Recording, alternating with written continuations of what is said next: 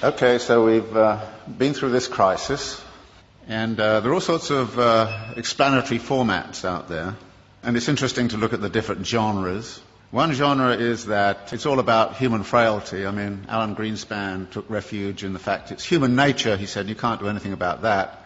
But there's a whole world of explanations that kind of say it's the predatory instincts, it's the instincts for mastery, it's the delusions of investors and the greed and all the rest of it. So there's a whole range of discussion of that. And of course, the more we learn about the daily practices on Wall Street, we kind of figure there's a great deal of truth in all of that. The second genre is that there's institutional failures. The regulators were asleep at the switch. The shadow banking system innovated outside of their purview, etc., etc., etc., and therefore the institutions have to be reconfigured, and it has to be a global effort by the G20, something of that kind. So we look at the institutional level and say that has failed and that has to be reconfigured. The third genre is to say everybody was obsessed with a false theory. They read too much Hayek and believed in the efficiency of markets, and it's time we actually got back to something like Keynes, or we took seriously Hyman Minsky's theory about the inherent instability of financial activities. The next genre is that it has cultural origins. Now, we don't hear that much in the United States, but if you were in Germany and France, many people there would kind of say this is an Anglo-Saxon disease. And it's nothing to do with us. I happened to be in Brazil when it was going on, and Lula was kind of saying, well, first off he was saying, oh, thank God the United States is being disciplined by the equivalent of the IMF. We've been through it 8 times in the last 25 years, and now it's their turn. Fantastic, said Lula, and all the Latin Americans I knew, until it hit them, which it does. And then they kind of changed their tune a little bit. So there was a kind of a way of which it became cultural. And you can see that, by the way, in which this whole Greek thing is being handled. The way the German press is saying, well, it's the Greek character, it's defects in the Greek character, and there's a lot of rather nasty stuff going on around that. But actually there are some cultural features which have led into it. For instance, the US fascination with home ownership, which is supposedly a deep cultural value. So 68% of US households are homeowners. It's only 22% in Switzerland. Of course, it's a cultural value in the United States. It's been supported by the mortgage interest tax deduction, which is a huge subsidy. It's been promoted since the 1930s. Very explicitly in the 1930s, it was built up because the theory was that debt-encumbered homeowners don't go on strike. And then there's a kind of notion that there's a failure of policy, and that policy has actually intervened. And there's a funny kind of alliance emerging between the Glenn Beck wing of Fox News and the World Bank, both of whom say the problem is too much regulation of the wrong sort. So there are all of these ways, and all of them have a certain truth. And skilled writers will take one or other of those perspectives and build a story and actually write a very plausible kind of story about this. And I thought to myself, well, what kind of plausible story can I write which is none of the above?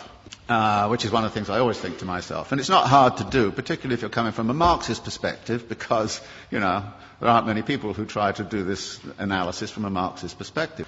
And I was really clued into this by this thing that happened at the London School of Economics about a year and a half ago, when Her Majesty the Queen asked the economists, how come you guys didn't see this thing coming? I mean, she didn't say it exactly that way, but, it's just the sentiment. And they got very upset, and then she actually called the Governor of the Bank of England and said, how come you didn't see it coming? And then the British Academy put forward got all together all of these economists, and they came up with this fabulous letter to Her Majesty. And it was it was actually astonishing. It said, well, many dedicated people, intelligent, smart, spent their lives working on aspects of this thing very, very seriously, but the one thing we missed was systemic risk. And you say, what? And then it went on to talk about a politics of denial and all the rest of it. So I thought, well, systemic risk, I can translate it into the Marxian thing. You're talking about the internal contradictions of capital accumulation. And maybe I should write a thing about the internal contradictions of capital accumulation and try to figure out the role of crises in the whole history of capitalism and what's specific and special about the crisis this time around. And there were 2 ways in which I thought I would do that. One was to sort of look at what's happened since 1970s to now. And the thesis there is that in many ways the form of this current crisis is dictated very much by the way we came out of the last one. that the problem back in the 1970s was excessive power of labour in relationship to capital, that therefore the way out of the crisis last time was to discipline labour. And we know how that was done. It was done by offshoring, it was done by, Thatcher and Reagan, and it was done by neoliberal doctrine, it was done all kinds of different ways. But by 1985 or 86, the labour question had essentially been solved for capital. It had access to all of the world's labour supplies. Nobody in this particular instance has cited greedy unions as the root of the crisis. Nobody in this instance is saying it has anything to do with excessive power of labour. If anything, it's the excessive power of capital, and in particular the excessive power of finance capital, which is the root of the problem. Now, how did that happen? Well, we've been, since the 1970s, in a phase of what we call wage repression, that wages have remained stagnant. The share of wages in national income right throughout the OECD countries has steadily fallen. It's even steadily fallen in China, of all places. So that there are less and less being paid out in wages. Well, wages turn out to be also the money which buys goods. So if you diminish wages, then you've got a problem with where's your demand going to come from? And the answer was, well, get out your credit cards. We'll give everybody credit cards. So we'll overcome, if you like, the problem of effective demand by actually pumping up the credit economy. And American households, British households have all roughly tripled their debt over the last 20, 30 years. And a vast amount of that debt, of course, has been within the housing market. And out of this comes a theory which is very, very important, that capitalism never solves its crisis problems. It moves them around geographically. And what we're seeing right now is a geographical movement of that. Everybody says, well, okay, everything's beginning to recover in the United States, and then Greece goes bang, and everybody goes, what about the pigs, And it's interesting. You had a finance crisis which in the financial system. You've sort of half solved that, but at the expense of a sovereign debt crisis.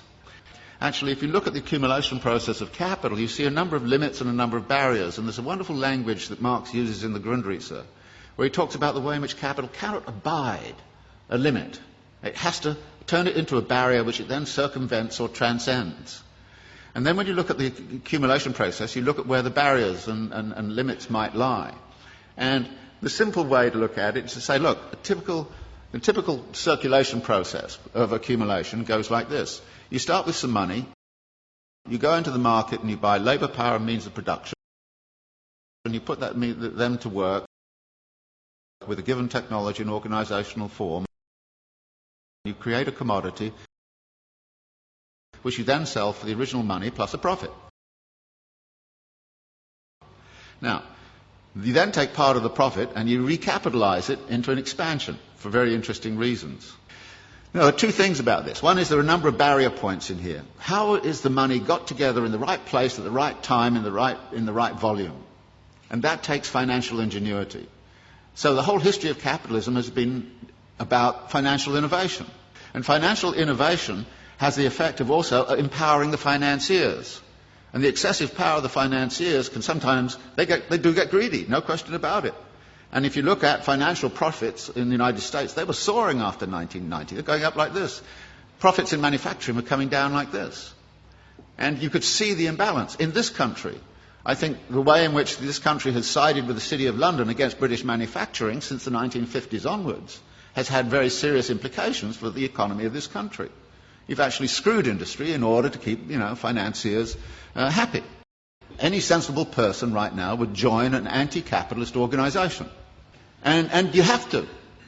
Because otherwise we're going to have the continuation. And notice it's a continuation of all sorts of negative aspects. For instance, the racking up of wealth.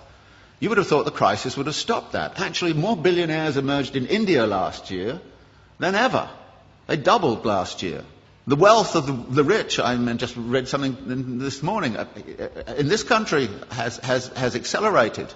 Just last year, what happened was the leading hedge fund owners got personal remunerations of $3 billion each in 1 year. Now, I thought it was obscene and insane a few years ago when they got 250 million. But they're now hauling in 3 billion. Now, that's not a world I want to live in, and if you want to live in it, be my guest. I don't see us debating and discussing this. I don't have the solutions. I think I know what the nature of the problem is. And unless we're prepared to have a very broad-based discussion that gets away from, the normal kind of pablum you get in the political campaign, and, you know, everything's going to be okay here next year if you vote for me, you know, it's crap.